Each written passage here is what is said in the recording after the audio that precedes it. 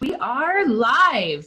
Hey everyone, welcome to the October First Friday Facebook Live. Thank you so much for joining us today. Today we have a very, very fun topic. We're going to be talking about riches in the niches, how choosing a specialty to focus on for your customer base can help grow your business, make you more profitable, and make some things easier. And we've got a wonderful guest here today, my dear friend, Audrey Walker Blackburn of Blackburn Consulting, joining us from North Carolina. Thank you, Audrey. Woo! Thank you for having me, guys. Yay! Hi, Audrey. Welcome. Hey, Penny. So, Audrey, you and your firm specializes in nonprofits. Can you tell us a little bit about your journey to find your niche in nonprofit bookkeeping? Sure. So I started out doing bookkeeping when I was 19 years old and was an employee, as many people are. And 4 years ago, I decided to start my own business. So I did. I jumped in and did that. And when I went into business, it just naturally fit for me to have a niche of nonprofits because that is the majority of my experience for over 25 years has been nonprofit accounting. I was a finance director, business administrator. I've been a CFO, all of nonprofits. So it just fit. But just because that fits so easily for me doesn't mean that you have to have 25 years of experience to pick a niche.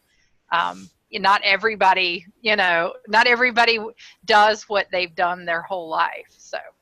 Yeah, absolutely. And I remember you were also, you went through contractors and a couple other things that you were thinking about niching in previously. How did you weed out the ones that you decided you didn't want to specialize in? I think I probably did what a lot of people do, which is you try a little bit of everything and you see what you actually enjoy working on. And the reason I dealt with contractors and construction, and I actually still have a couple of those clients that have been with me forever and I love them. They are very much like nonprofits in that they're extremely complex a lot of times. Their accounting, as far as you got to do job costing and things like that, and a lot of classing of transactions. So, but I just went through and weeded out this is who I really enjoy working with and the type of client, and this is what I like doing. And then that's how I picked. Yay. Nice. Well, and we also have a nice group of people joining us on this call today. I think it was a popular topic. We've got a couple people in the background here on Zoom. Jennifer Wee and Kathy Mitchell are welcome to post questions in the chat, or if you want to be promoted to panelists, just let us know. And then we also have Tricia Samko and Liz Raymond, who are joining us on the call. I know, Tricia, you mentioned that you are currently seeking a niche. What's your business that you do? I'm doing bookkeeping, and I just got started last April. And so I've kind of been doing a little bit of the scatter approach of getting a little bit of everything and then seeing what I really enjoy. But really want to start out my business on the right track. So trying to lay a good foundation in the beginning. Yeah, and I think that you're not alone in that. How about you, Liz? What do you do?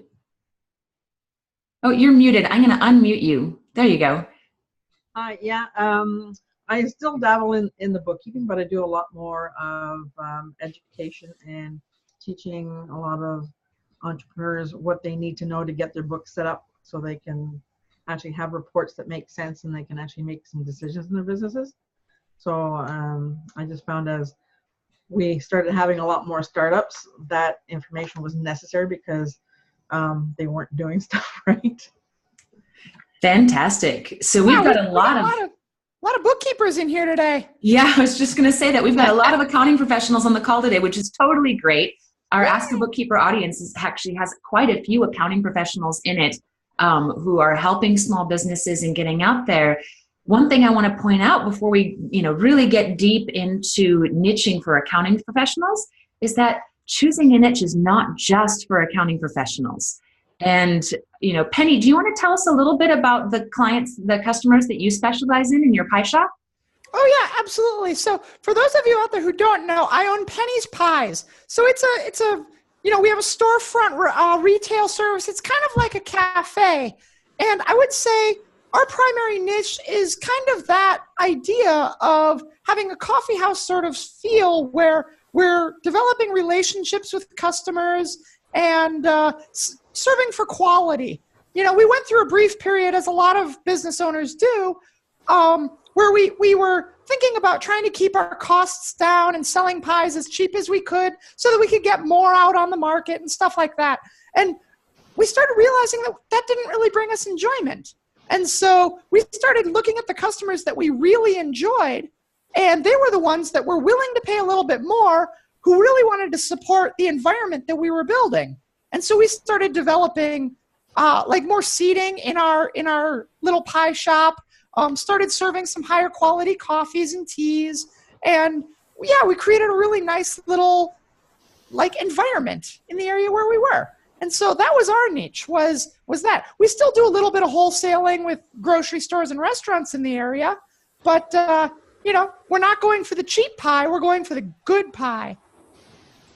Absolutely. So in your case, Penny, it's not so much an industry that you're catering to, like we might be talking about with accountants. It's more of a culture that you're working to create and the people who fit in that culture. And I think that's something that's really good to think about. For us at Polymath, we specialize in tours and activities companies. So that can be walking tours, hiking, biking, wine, food, day tours, all the way up through river rafting and outfitters, zip lines, and multi-day safari excursions in far-off countries. We really love those. And, that specialty in tours and activities companies, we didn't just choose that randomly off the bat one day. We really started to narrow our focus from the clients that we had, which, when we started, we were taking all comers, like a lot of bookkeepers and accountants do. And we started to notice which clients that we didn't like working with as much, mostly the workflows and the software. We realized that we didn't want to deal with inventory. There are some people out there who love inventory. You can have them. And Audrey, you are welcome to the nonprofits. I am done working with nonprofit boards. So anytime a nonprofit contacts us, we refer them straight to Audrey Blackburn. And we learned over time that we really like working with clients that are adventurous, carefree, free spirits who really love what they do, who are always wanting to learn new things and develop deeper relationships through their work, and who are not allergic to technology. When we recommend an app, they're willing to give it a try. And as we were looking through our clients and deciding which ones do we want to clone, we took a look at our tour clients and just the overall personality archetype and said, that one. And it's worked really, really well for us. So I guess the question, before we hop back over to Tricia and Liz, Audrey, what was it specifically about nonprofits that really attracted you? Well, like I said, I've been working in nonprofits for 25 years, and I didn't intentionally go into that field when I was younger. I just ended up getting a job at a nonprofit, and I really liked it. And then from then on out, it became a specialty because nonprofit accounting is different. And a lot of nonprofits want someone who specializes in that field for obvious reasons. But for me, like I said, I really love helping people and serving people and in all that I do. And I can do that very well with nonprofits. But one thing I would point out, even in your niche, is you're not going to take every client that comes along, even if they're in your niche.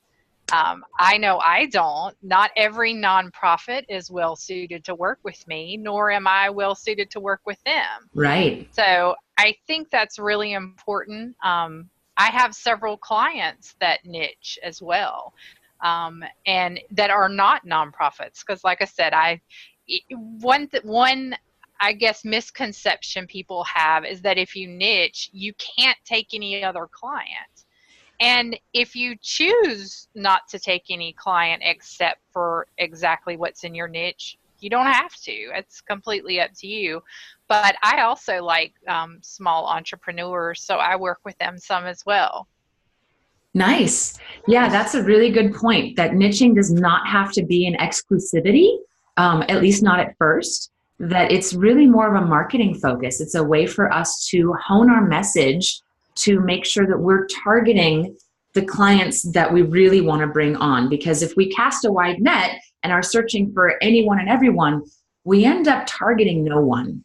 So by choosing a niche specialty to really focus on, it helps us to become more of the expert. And the best analogy that I've found for that is when you're sick and have a real specific issue, would you rather go to the general practitioner who's got to do tons and tons and tons of continuing education just to guess at what the issue might be? Or would you rather go to the specialist that is what they do and they're going to know the right solutions? You know, when you need brain surgery, you want to go to the brain surgeon. So the question is, in each of our businesses, would we rather be the brain surgeons or would we rather be the general practitioners? If we're taking all comers, we end up in a situation where we're constantly on the learning curve. Whereas if we're able to specialize and become the experts in a very specific group of businesses, then we become the expert. And that's, I was just before we got on the call, I was mentioning to Audrey and our other guests today that just yesterday, I got invited to speak at another conference for my industry niche. Last week, I was at the Arrival Conference, which is a conference for tours and activities and attractions companies. And I got to speak at that conference. And just yesterday, I got asked to speak at the National Tour Association's Travel Exchange Conference. And I'm going to be talking about budgeting for seasonal business, which is a big topic for tours and activities companies. And excellent. That opportunity. What was that, Penny? I said, congratulations on that. That's great. Thank you. That opportunity would not have come our way if we were taking all comers. It's by declaring that specialty and putting ourselves out there and really becoming the, cutting edge for the tools for that specific niche that has created those opportunities for us and makes it so that the marketing pretty much does itself. So I want to toss the ball over to Tricia and find out, so you're just getting started a little bit. What kinds of clients do you have so far? And who are you noticing that are kind of floating to the top of like, this one's a favorite that you might want to niche in? And which ones are maybe not as much favorites? I've really found I've got kind of 4 groups of clients that I work with. One is coffee shops and cafes, like small coffee shops, more in the specialty coffee realm. In Portland, there's a lot of coffee shops. And then I have contractors. I have a couple of contractors. I have one person who does catering and nutrition coaching and massage therapy and just kind of has a smattering of little things that she does. And then the last thing, just recently, I've been able to come into kind of do short-term stints in businesses where they need someone to just help organize and help them establish a process. And I'm finding the 2 areas I really like. I love going into companies that are like 25 years old they do everything on paper, but then they also upgraded computers. So they're doing it on paper and in the computer, and then they found apps. And so they're doing it on paper, computer, and apps. And I love helping them kind of consolidate that to where you can integrate the computer and the apps, and then you don't need the paper. And rather than inputting something in 4 places, you can do it in 1. So that's what I'm finding I really love, but I also love my coffee shops. There's just something about their books that I love being able to look at and give them at the end of the month, very clear picture of how their business is doing during that month or a week or a season. So yeah, it's been very interesting. Well, and I just want to say, Tricia, your eyes really light up both times when you talked about coffee houses. There's something there. I mean, if you're passionate about it, you're going to enjoy that so much. Thank you, Penny. You're right. I am passionate about that. Yay. That is a really good point. The ones that are like, ooh, that's so much fun. I could do that all day. The main thing, anytime we're in our businesses, the big question to ask ourselves is, would I be doing this if money was no object? You know, is this so much my passion and my nerd focus that I would totally do this if I didn't have to get paid for it? Then that means we're doing the right thing. You know, if there's something that feels like a chore, then maybe that's not the right option for us. And Penny's right. The way that your eyes lit up about the coffee shops is a really good point. And then also, you know, clearly you're passionate about those projects, the data conversions and those pieces also. You know, it could be that you get to do a little bit of both, particularly if you find, say, coffee shops that have been around for quite a while and are struggling with exactly that need. That sounds like a nice thing that you can really market toward and try to find those coffee shops that are working to become, you know, working to enter the current century as far as their technology needs and such like that. Yeah, it sounds like you've got a good niche focus, and keeping in mind that it doesn't necessarily happen overnight. Vanessa and I chose our niche about 2.5 years ago. We decided to start focusing on the tours and activities companies. And there was a lot of discussion and planning and baby steps to get into that process. And just now in the last, I think, 6 months, have we started to really hone our marketing to focus on that. We've updated our webpage to show that is our niche, and making it more difficult actually for businesses that aren't in our niche to find us, and really focusing on the clients that we want to specialize in. So we're not completely exclusive, but we are becoming more exclusive, and it took time to get there. Well, and there's something else about that too, Ingrid. You mentioned earlier about how you're going to be speaking at that conference soon, and that came directly after speaking at the Arrival conference, right? And so you're already starting to develop yourself as an expert in the field. And I think that's the whole point of niching, is if you are the one that people think about. So like Tricia, if you start specializing exclusively in coffee shops and that sort of environment, then you're going to be considered the expert in that as far as bookkeeping. Like you said, there are a lot of coffee shops in Portland. So if you're the expert in that, that means a lot of work coming your way if everybody's thinking that. Well, and not just in Portland, because if you're specializing in cloud accounting and advancing technology, you could help businesses nationwide. Oh, sure. I was going to say most of my nonprofits are not in North Carolina that I work with. Yeah. They're all over the United States. And that's the same with us. We've got tour companies all over the country. How about you, Liz? Any favorites rising to the top for you?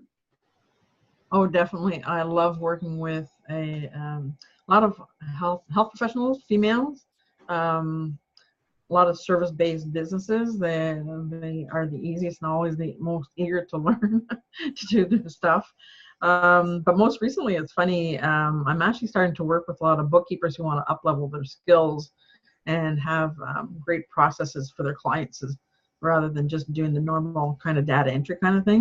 Mm-hmm. So that's a new shift that's happened in the last month, I guess. So it's what I really found was I've been in the business. I started bookkeeping probably about 25 years ago. And I did everybody at the beginning, then started working to more consultants and services, and I just found them much more easier to work with.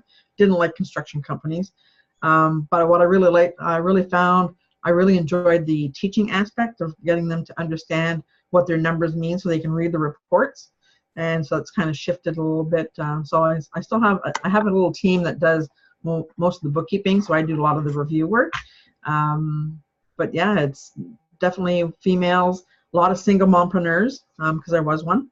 And yeah, and again, it took quite a while before I actually niched down. I was a little afraid to niche down, but once I did, it was really easy to get a real clear message and get them identifying with me and reaching out to me to do the work for sure. Nice. I love that. Mompreneurs. And actually, I don't know if you've seen the episode of Ask a Bookkeeper where we interviewed Mariette Martinez and we were talking about riches in the niches. And she was talking a lot about mompreneurs. She could be a really good person for you to reach out to. Because that's one thing that I've noticed when we chose a niche. And actually, when I spoke at QuickBooks Connect last year and mentioned, hey, this is my niche, this is what we focus in, we ended up with several other accounting professionals saying, that sounds like a lot of fun. I want to niche in that. And a couple of them reached out to me and, we've been networking because you know what? There are thousands and thousands of tours and activities companies in this country, and Polymath can't help them all. There are plenty of fish in the sea, especially when we start focusing on deeper relationships with fewer clients. And that makes a huge difference. So finding the other people who specialize in what we specialize in and finding ways to collaborate with them is huge. And one of the ways that we do that is we have a Facebook group for tours and activities, business strategy discussions. And I invited those other accounting professionals to join me in that Facebook group and said, hey, come and join the discussion. Let's create a rising tide that raises all ships. And I know, Audrey, that's something that you've done with nonprofits also. Do you want to tell us a little bit about your Facebook group? Yes, so I have a Facebook group called Mission Critical for Nonprofits because, let's face it, the mission is critical for all nonprofits. That's what they're in it for. And it's all about sharing information and just educating. Like Liz said, I'm big into educating people. So I welcome anyone in the group, bookkeepers that want to specialize in nonprofit, or maybe they're doing it already, consultants, whatever. I just think the more that we can educate each other, everybody's got specific knowledge they bring to the table. And that's one thing that I'm really big on is education. I spend a lot of time every year educating myself on my niche and what's going on with them. And nonprofit just underwent a huge change in accounting. So I'm actually going through a course with the AICPA that does all that stuff. And that's helpful because I can educate other bookkeepers that may not know that information. So look us up on Facebook, Mission Critical for Nonprofits. We'd love to have you. Fantastic.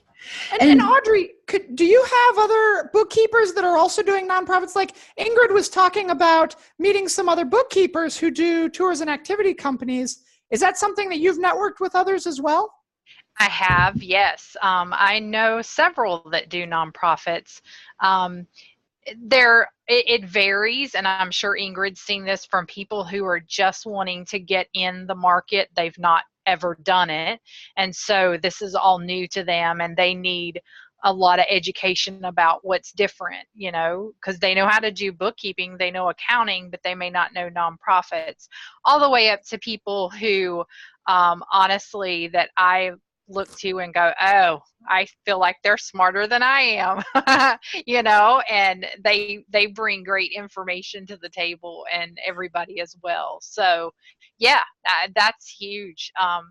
You can't be in it for competition, right? I think that's exactly the key. If you don't talk to people, it's competition. If you do talk to them, well, then you can create sub niches. Find out, maybe somebody else wants to do specifically animal related nonprofits, and yes, you're fine with that. So you pass them that, and then they pass you others that are more social oriented or something like that. You're exactly right. And they're even down to the types of tasks and things we do. I'm more at a controller level, just because of my background. I have a master's in accounting, so that with my experience, I do more controller and CFO level stuff, where there are nonprofits that come to me, they just need a basic bookkeeper, and they don't have a lot of complexities. They might have, maybe a lot of them don't even have grants, and if they don't have grants, they're not quite as complex, and so they might be better suited for someone else. And when I know people, I can pass that along, if they're a better fit for someone. Yeah. Well, and that's an excellent way also to establish yourself as an expert in the field among your peers, not just among your clients. Yeah. Absolutely. Absolutely. So when it comes to the peers, that's been an interesting little journey for us. Is we were kind of the first to specialize in the niche that we chose, and it was funny because some of the people who say to choose a niche and be specific, when we announced our niche, they were like, really? You can specialize in that? And we've owned it, and, are finding a lot of great clients that are, it's a fantastic niche. And I know, Audrey, when you decided to do nonprofits, there were some, pretty big names in the world of accounting that were also already specializing in nonprofits, teaching at conferences. And you took the leap to reach out to some of them and have made some really good connections. Do you want to tell us a little bit about that experience of putting yourself out there and approaching the people that you looked up to? Yeah. So I actually had reached out and got in touch with Greg Boston, CPA. He does QuickBooks Made Easy for nonprofits is one of his specialties. He does QuickBooks Made Easy for other things, but nonprofits is really his specialty. I connected with him. Megan Tarno, I connected with her, and she's big in the nonprofit field. And there's others out there, several others out there. But I come at everything that I always have something to learn, right? It doesn't matter if you've been doing this a year or 20 years, you can always learn things. I'm always looking for, I'm big on technology and apps, so I'm always looking to see what other professionals that do what I do are using, because they may be using something that I'm not, so don't be afraid to reach out. I have people reach out to me all the time and say, I just want to talk to you about nonprofit accounting. Can we do that? And I'm more than happy to talk to them. So somebody helped me once upon a time when I was younger to get started in accounting. I started doing this before I ever had a degree. So I had somebody that took me under their wing. So why not do the same for others? Absolutely right. Pay it forward. It's good karma. Yes. Wonderful. Well, we have just a couple minutes left, and I'm trying to think if there's any other great niching tools that we missed.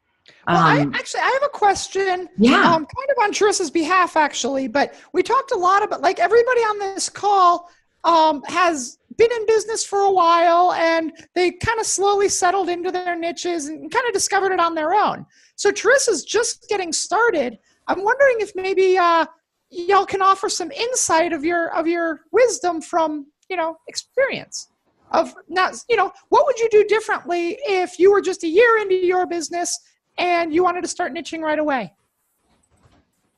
Apart from what we've already talked about. I'd say go for it. Jump in it and do it, and research like crazy where you're at. I know Ingrid's done this and she can speak to it, but you really got to research your people. And if you can get actual people in that niche who are willing to sit down and talk with you about their pain points and what they go through, it helps you to know how to serve them better. Yeah, and I would say, pay attention to what you're really enjoying. When you get lost in time doing something, that usually means that you're really enjoying it. So pay attention to that, and that'll help you to figure that out really quickly. Absolutely. And Tricia, it sounds like you're on the right track. I mean, it took us years to start honing in because we didn't have the community of accounting professionals surrounding us, giving us pointers, that kind of thing. We kind of figured it out, Forrest Gumped our way through the whole thing on our own until we found some of these ideas. And the fact that you are where you are in your business and have, an inkling toward a specialty as early as you are, you're doing great. So wonderful job. And I think that, Audrey hit the nail on the head when it comes down to doing that research and focusing on the specialty. Find out what other thought leaders essentially are in that industry. And it might be a little tricky with an industry like coffee shops, but you know what? They're out there. There might be industry conferences for coffee houses, for coffee shops, ways that they share information and collaborate. Find out what those conferences are. Start attending them. So last year, I attended the Arrival Conference and just networked a little bit and met the people producing the conference and told them what I did. And the second I said, yeah, I'm an accountant that specializes in this niche, they said, do you want to speak next year? That is how easy it can be if you stick yourself out there, and you might be one of the only ones. There are other accounting professionals that specialize in restaurants. I know Kristen Niceraldo is a member of Ask a Bookkeeper. Reach out to her. She specializes in restaurants. So finding other people who specialize in things that are kind of like what you specialize in, and figure out how you can work together to build a community. See if there's a Facebook group that is already there for coffee shop owners. And if there isn't one, start one. That's what we did. And just start to establish those connections. And it's the networking. And when it comes down to it, networking is real connections with real people, not just, putting blasts out on social media. It's how can we really get to know, like, and trust each other. Yay. Yeah. Yay. Well, it is 11:02, so we're just a couple minutes over. Any final thoughts before we wrap up for the October First Friday Facebook Live, Riches in the Niches? I think we covered a lot of good stuff. Awesome. We did. Well, thanks everyone for joining us, and thanks to our lurkers in the background. I see that Janice Hunt Johnson also recently joined us. Thanks for coming, Janice and Jennifer and Kathy. And thanks so much for Tricia and Liz for coming on as panelists, surprise guests, talking about your experience. And thank you so much to Audrey for joining us as our special expert guest in niching, especially in the nonprofit area. And if anyone has any questions about any of this, please post them in the Facebook group, and we can keep this conversation rolling. Be sure to tag the people if you have questions for specific people, and we can create a rising tide that raises all ships. That's what it's really all about, is being successful and thriving together and helping more small businesses all around the world thrive by doing what they love. Great. Yay! And we will see you next month. Have a great day. Thanks, everybody. Bye.